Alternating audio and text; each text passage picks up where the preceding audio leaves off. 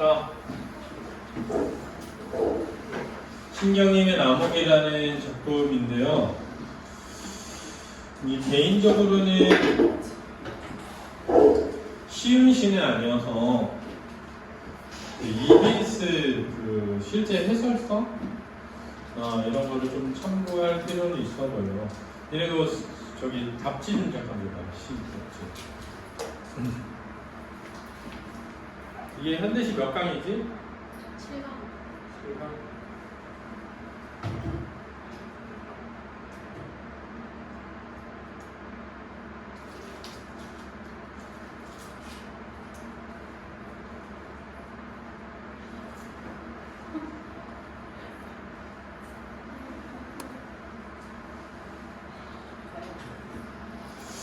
얘를 이렇게 해석해놨네. 자, 갈래는 현대시고 자유시고 서정시고요.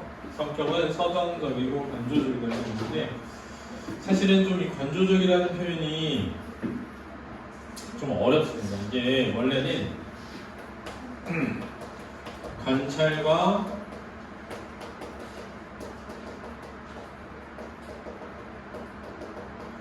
감정의 절제가 드러날 때 우리가 관조적이라고 합니다.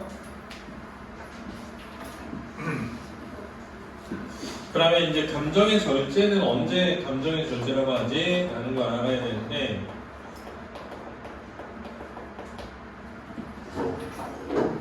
감정의 절제 직접적이지도 않고 영탄적이지는 않으면서 만약에 직접적이거나 영탄적이라도 어떤 상황을 전달하듯이 표현하면 한 걸음 떨어져서 바라보는 느낌이 있기 때문에 그런 걸 관조적이다 이렇게 얘기하는 겁니다. 중요한 거예요. 이거 개념 잘 이해해줘야 돼요.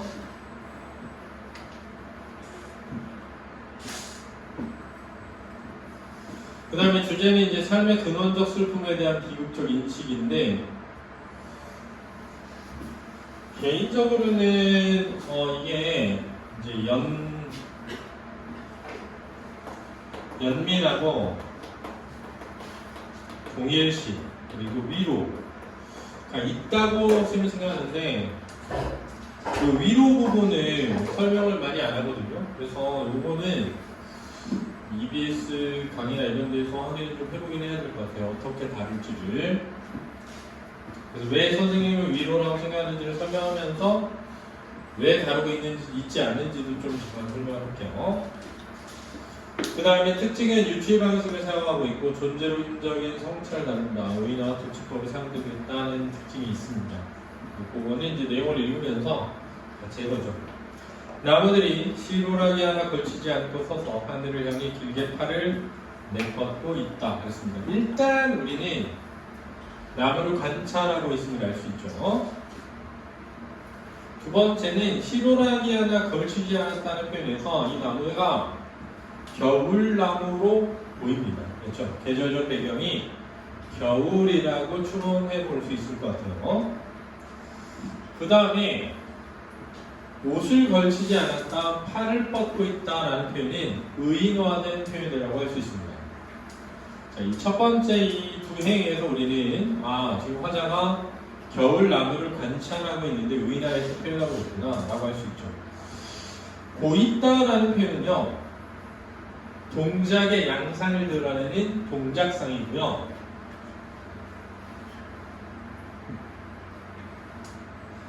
뻗어 있다 그러면 완료상인데 뻗고 있다 그러면 진행상이에요. 그래서 약간 동작이 진행되는 느낌을 주고 있는 겁니다. 그렇죠? 그리고 현재형이요. 밤이면 그랬습니다. 밤이면 시간제 배경이죠. 메마른 손끝에 그래서 메마른 손끝은 나뭇가지를 비유한 것으로 보입니다. 아름다운 별빛을 받아. 자, 여기서 아름다운 비트를 무조건 플러스죠. 별빛을 받아. 자, 그러면 메마른 손끝. 마이너스인데 아름다운 별빛을 받아 플러스고요. 메마른이라는 것은 아무것도 없는 비어있는 이라는 뜻으로 쓰이거든요. 바다라고 하는 것은 무엇이 생기는 느낌입니다. 가지게 되는, 생기는, 얻게 되는. 드러낸 몸통에서 흙 속에 박은 뿌리까지 그것으로, 자, 그래서 그것은 아름다운 별빛이 되겠죠. 말끔히 씻어 내려는 것이겠지라고 했으니까 추측입니다. 추측. 마지막 부분은 추측이고요. 그러면 여기서 나오는 이 아름다운 별빛은 메마른 나무가 그렇죠?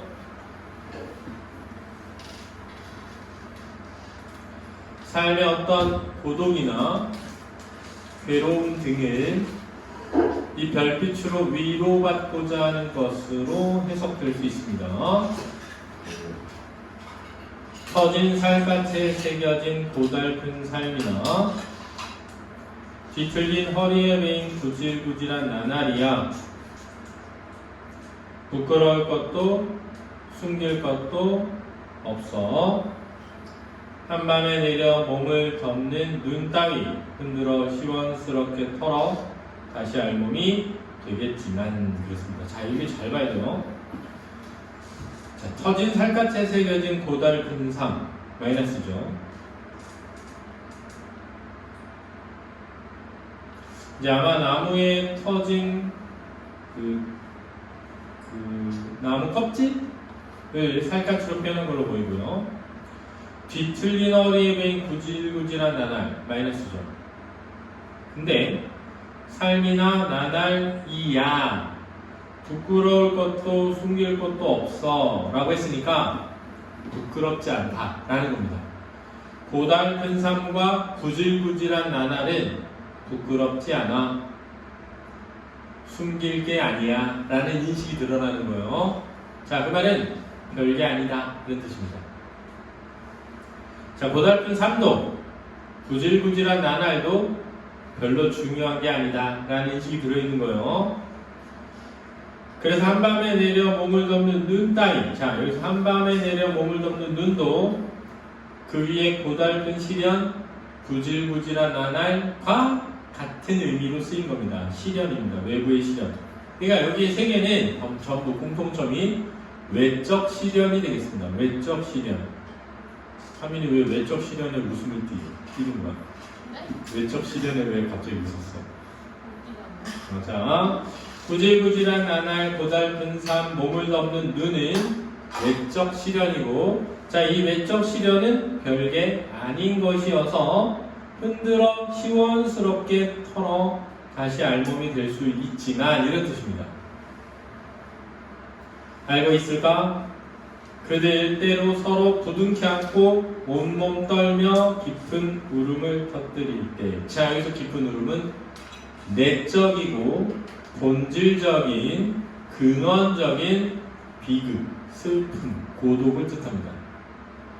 자, 여기 깊은 울음은 내적이고 본질적이고 근원적인 고독과 비극과 슬픔인데, 여기서 고독이라는 말이 조금 어울리지 않는 이유는 부둥켜 안고라는 말이 있어서 외롭진 않은 거 아닐까? 라고 생각할 수 있을 것 같아요. 그렇죠? 멀리서 같이 우는 사람이 있다는 것을 그랬거든요. 자, 이 멀리서 같이 우는 사람은 화자일 수 있고요. 단순히 화자가 아니라 화자와 같은 인간 모두를 의미하는 것일 수 있어요. 그럼 어떻게 되냐면 이 나무들이 지니고 있는 본질적이고 근원적인 슬픔을 인간도 지니고 있다라고 유추하였다라고 볼 수도 있고, 나무와 인간을 동일시하고 있다라고 볼 수 있습니다.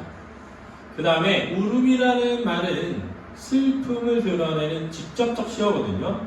그런데 이 표현되는 걸 잘 보면 나 너무 슬퍼서 울어 라는 게 아니라 마치 한 걸음 떨어져서 이거를 상황을 바라보듯이 설명하듯이 썼단 말이죠. 이렇게 한 걸음 떨어져서 바라보니까 대상을 한 걸음 떨어져서 바라보고 있고요. 그러면 감정이 절제되기 때문에 관조적이 되는 겁니다. 이해됐나요? 이해됐나요?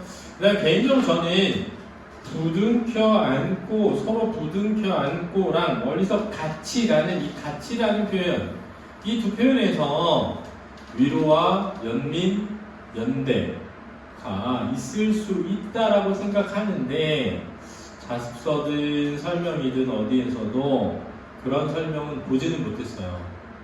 그래서 이거를 그냥 다만 인간이 본질적으로 지닌 고독과 슬픔, 고독을 지우기도 해요. 슬픔과 비극에 대한 인식이다 이렇게 얘기하기도 합니다. 알겠습니까? 그러니까 결론적으로 외적 시련도 마이너스지만 그건 그냥 떨쳐낼 수 있어. 그런데 저 본질적이고 근원적인 어떤 슬픔은 쉽게 떨쳐내기 어려운 것이야 라는 거고, 그런데 그런 본질적인 슬픔은 인간의 누구에게나 그 안에 있어 라는 것을 전달하고 있는 시로 봅니다. 그 다음에 알고 있을까? 이렇다는 것을 도치법 쓰인 거죠. 이렇다는 것을 알고 있을까? 이래야 되니까. 그니 이렇게 도치법을 써서 뭐뭐 하는 것을 이렇게 끝나면 여운을 형성하고요. 이 우는 사람이 있다는 것에 시상이 집약되면서 인간의 본질적인 비극과 슬픔이라는 주제를 강조하게 되는 겁니다.